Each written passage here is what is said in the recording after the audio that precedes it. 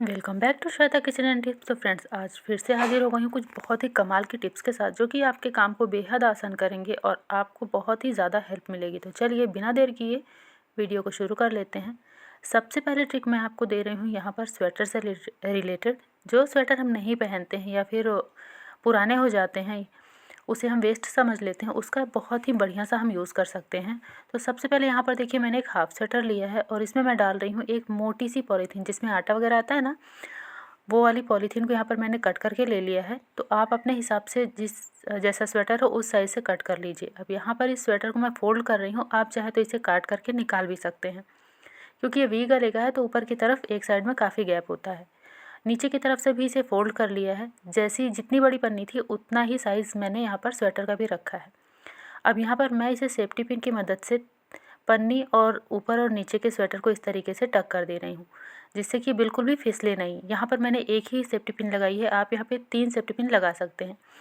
अब यहाँ पे आप इसे मैटिंग के तौर पे यूज़ कर सकते हैं, बैठने के लिए भी यूज़ कर सकते हैं, या फिर बाथरूम के बाहर जब बार बार अंदर बाहर कोई बच्चे आते जाते हैं तो बहुत ज़्यादा गीला हो जाता है, तो वहाँ भी आप इसे लगा सकते हैं। और अगर आप चाहें तो आपके घर में छोटे बच्चे हैं तब भी आप इसका यूज़ कर सकते हैं, लेकिन उस समय में आप सेफ्टी पिन का नहीं, इस पर सिलाई लगाकर यूज़ कीजिए। उम्मीद है ये ट्रिक आपको पसंद आई होगी, क्योंकि ये काफ़ी गर्म रहता है सर्दियों के मौसम में। अब यहाँ पे देख लेते हैं अगली ट्रिक।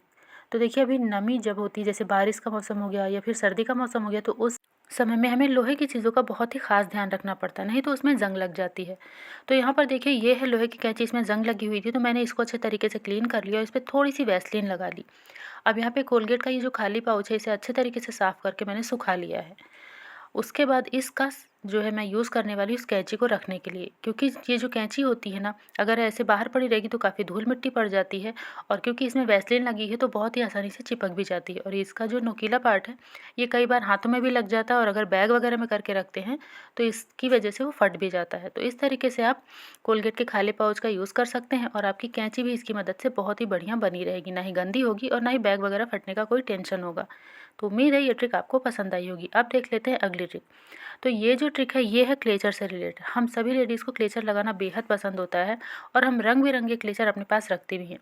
लेकिन क्लेचर बहुत ही जल्दी से टूट जाता है, क्योंकि इसमें जो ये लोहे का स्प्रिंग लगा होता है ना, उसमें जंग लगती है, जिसके कारण ये टूट जाता है। तो जब भी आप क्लेचर को ले आएँ, उसके ऊपर आप उसी कलर का नेल पेंट या फिर सिल्वर नेल पेंट या फिर आप ट्रांसपेरेंट वाला नेल पेंट यूज़ कर सकती हैं, और दोनों ही साइड आपको लगाना है, मतलब बाहर की तरफ भी और अंदर की तरफ भी। इस और फिर इसे सुखा लीजिए। उसके बाद जब भी आप इसका यूज़ करेंगे, ये बिल्कुल भी नहीं टूटेंगे, चाहे फिर आप गीले बालों में लगाएं या ऐसे ही, काफ़ी लंबे टाइम तक चलेंगे। अब देख लेते हैं अगली ट्रिक। तो यहाँ पर देखिए, जब भी हम कोई चीज़ स्टीम करने जाते हैं तो हम कोई बड़ा सा बर्तन लेते हैं, उसमें पानी डालते हैं और फिर स्टीम करने रख देते हैं, लेकिन उससे होता क्या है, बर्तन में काफ़ी ज़्यादा दाग लग जाते हैं। तो आप लीजिए एक छोटा सा नींबू का टुकड़ा और इस पानी में डाल दीजिए। उसके बाद आप कोई भी चीज़ स्टीम कर लीजिए, कोई भी दिक्कत नहीं होगी। यहाँ पर देखिए, मैंने कुछ स्टीम किया हुआ था, तो ये नींबू का जो कलर है वो इसमें आ गया है, लेकिन ये बिल्कुल भी गंदा नहीं हुआ, ना ही इसमें कोई दाग धब्बा लगा है। आप देख ही पा रहे हैं, मैंने आपके सामने इसका पानी फेंक कर आपको दिखाया है। बिल्कुल भी ये गंदा नहीं है। तो ये ट्रिक फॉलो करके आप अपने काम को बहुत ही ज़्यादा आसान बना सकते हैं।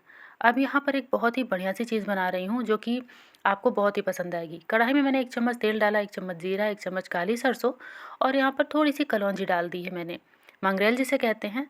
1 से 2 हरी मिर्च, और अगर आप बच्चों के लिए बना रहे हैं तो आप चाहें तो मिर्च को अवॉइड भी कर सकते हैं, मतलब स्किप कर सकते हैं। साथ में एक बड़े साइज़ के उबले आलू को मैंने ग्रेट कर लिया था, इसे भी इसमें डाल देंगे। फ्लेम यहाँ पर मीडियम रखनी है और इसे अच्छे तरीके से भुनना है, तब तक जब तक ये नीचे लगने ना लगे और इसमें अच्छे से खुशबू ना आने लगे। उसके बाद आधा चम्मच धनिया पाउडर, 1/4 चम्मच हल्दी पाउडर, 1 चम्मच चिली फ्लेक्स और 1 चम्मच भर के ड्राई मैंगो पाउडर, मतलब अमचूर का पाउडर डाल सकते हैं। अब यहाँ पे स्वाद के अनुसार नमक डालना है और इसे अच्छे तरीके से मिक्स कर लेना है, मतलब बहुत ही बढ़िया तरीके से इसको भून लेना है। जब बढ़िया सी खुशबू आने लगे, तब इसमें खूब सारा बारीक कटा हुआ धनिया पत्ता और 1 तिहाई कटोरी इसमें पानी डाल देना है, मतलब 1 कटोरी में 3-4 चम्मच पानी कम लेना है, और इसे मिक्स कर लेना है। जब इसमें हल्का सा बबल्स आना शुरू हो जाए, तब इस स्टेज पे हमें इसमें डालना है 1 बाउल भर के सूजी, मतलब जिस कटोरी से हमने पानी लिया था उसी कटोरी से सूजी लेना है, और फ्लेम को यहाँ मीडियम रखते हुए इसे अच्छे से मिक्स कर लेना है। जब लगे आपकी ये अच्छे तरीके से मिक्स हो गया है, तब आप फ्लेम को ऑफ़ कर दीजिए और इसे हल्का सा प्रेस करते हुए मिक्स कर दीजिए फिर से, और फिर इसे कवर करके रख दीजिए 5 मिनट के लिए, ताकि ये अच्छे से एक दूसरे में मिक्स हो जाए और ये सूजी जो है बहुत बढ़िया फूल जाए। तो लगभग 5 मिनट हो चुके हैं।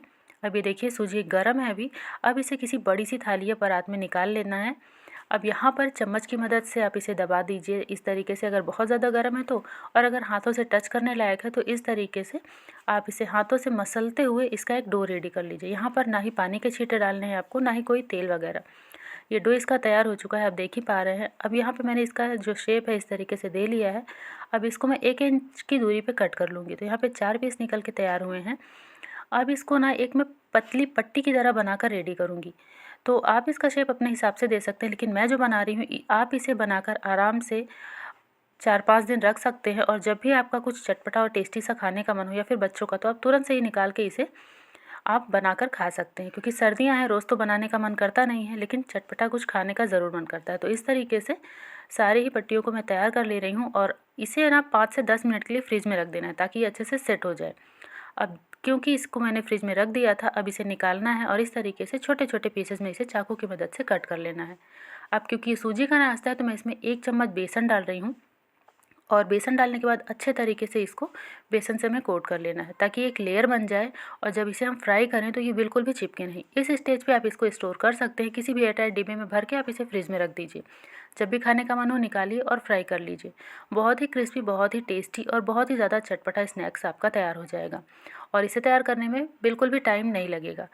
तो बस इसे फ्राई कर लेना है मीडियम टू हाई फ्लेम पे अच्छे तरीके से। लो फ्लेम पे इसे फ्राई बिल्कुल भी मत कीजिएगा।